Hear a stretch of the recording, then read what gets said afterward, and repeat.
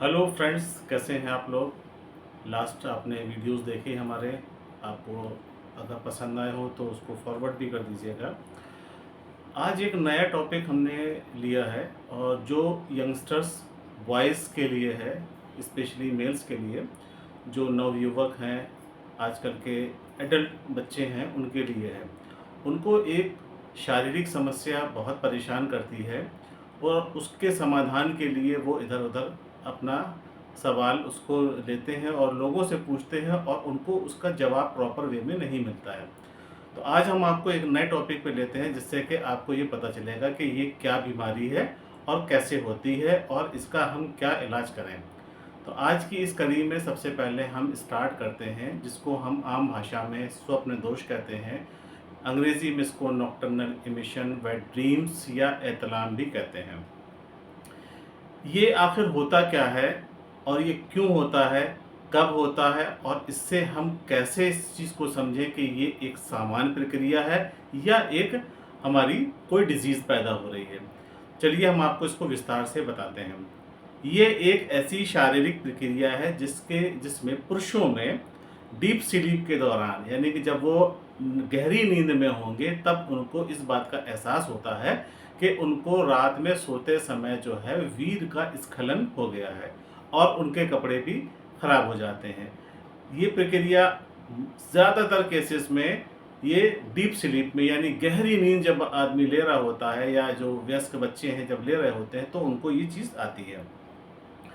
जो deep sleep है हमारी, उसमें एक स्टेज होती है जिसको आरईएम कहते हैं, रैपिड आई मूवमेंट स्टेज में जब हम बहुत गहरी नींद में आते हैं, ये 2 से 3 घंटे का समय लेती है और इसमें ये हमारी प्रक्रिया स्टार्ट हो जाती है।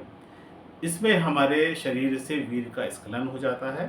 ये एक नॉर्मल टीन एज में होने वाली सामान्य प्रक्रिया है।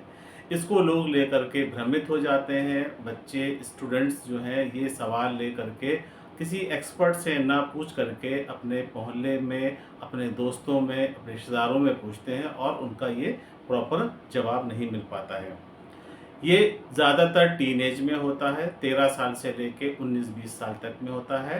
अनमैरिड में ज़्यादा होता है, मैरिड लाइफ में ये कम होता चला जाता है।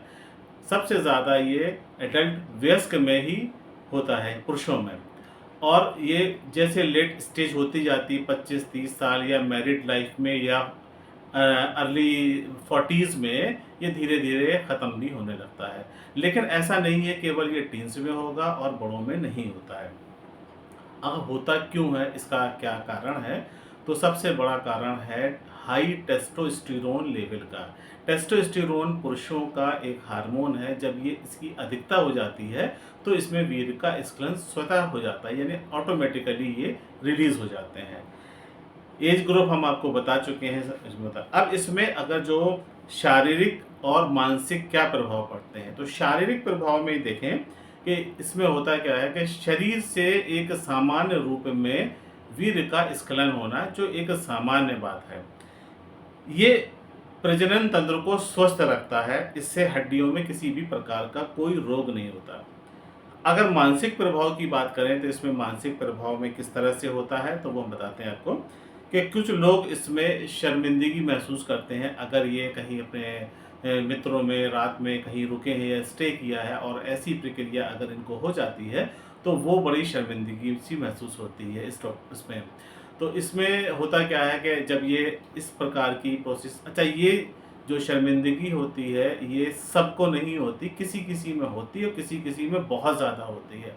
अगर किसी में ये प्रक्रिया बहुत ज़्यादा होती है, हर बार उसको स्खलन के बाद में बहुत गिल्ट फ़ील होता है, तो वो उसका रीज़न होता है लो डोपामाइन लेवल। डोपामाइन एक हार्मोन है शरीर में, उसके लेवल के कम होने के कारण थोड़ा-सा एक एम्बैरेसमेंट फ़ील होता है। मानसिक प्रभाव में अगर देखें तो इसको जो आपको बताया कि शर्मिंदगी महसूस होती है, लो डोपामाइन का कारण है। और तीसरा जो इम्पोर्टेंट है ये कि जो हमको मेडिकल इन्फॉर्मेशन पूरी नहीं होती है, उसके कारण हमको बहुत से जो फैक्ट हैं वो हमको क्लियर नहीं होते और हम उसमें गलत लोगों से बात कर लेते हैं या ऐसे लोगों से हम इस सवाल के जवाब को पूछते हैं जिनको भी इस चीज़ का पूरी तरह से ज्ञान नहीं होता।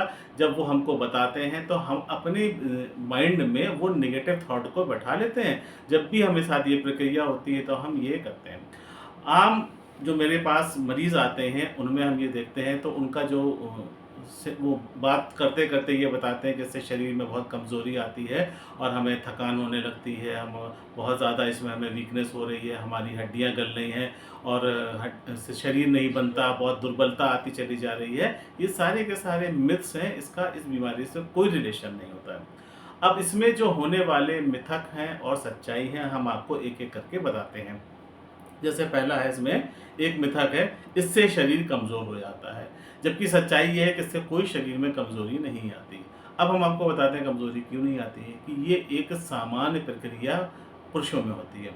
जब हमारे यहाँ स्पर्मेटोजेनेसिस यानी वीर्य का निर्माण होता है, तो जिस पाउच में ये स्टोर होता है, उसमें जब ज़्यादा स्टोर होने लगता है, तो ये क्या करेगा, बाहर करेगा। तो जो पुराने स्पर्म होते हैं, बॉडी ऑटोमेटिकली इसको बाहर निकालने की कोशिश करती है और उसको बाहर निकाल देती है, जिससे नए स्पर्म का निर्माण होता है और ये पूरी प्रक्रिया एक लंबे समय तक के पुरुषों में चलती रहती है।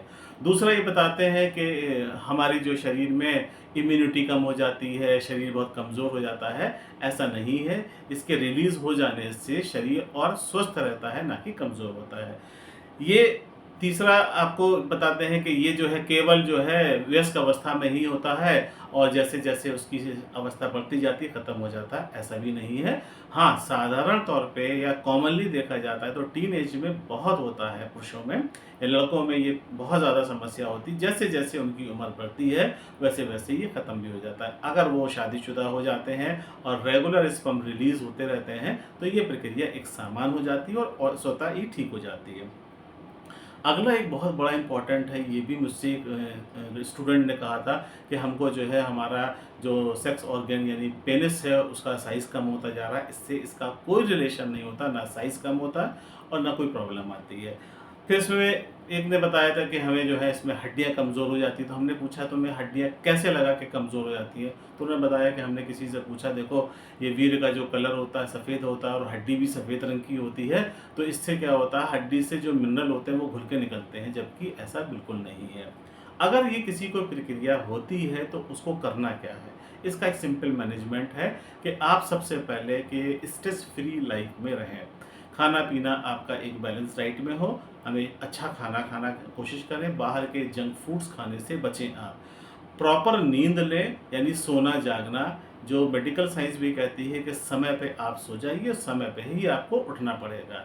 खाने में आपको नॉर्मल चीज़ें लेना पड़ेगी। अगर बहुत ज़्यादा टेंशन किसी को रहती है, बहुत ज़्यादा एंग्ज़ायटी की फ़ेज़ से गुज़र रहा है, तो उसके लिए एंग्ज़ायटी या उसका मैनेजमेंट लेना पड़ेगा। हाँ, आपको डॉक्टर के पास कब जाना है, ये अभी तक जितना मैंने बताया ये नॉर्मल प्रक्रिया है, इसमें किसी ने खाने-पीने का बस अच्छा रखिए, अपने स्वास्थ्य को अच्छा रखिए, आपको ये प्रॉब्लम नहीं होगी और दिमाग से इस बात को बिल्कुल निकाल दीजिए कि अगर हमको ये हो रहा है तो हमारे शरीर का कोई भी अंग प्रभावित होगा या हमारे शरीर का स्वास्थ्य प्रभावित होगा, ऐसा बिल्कुल भी नहीं है।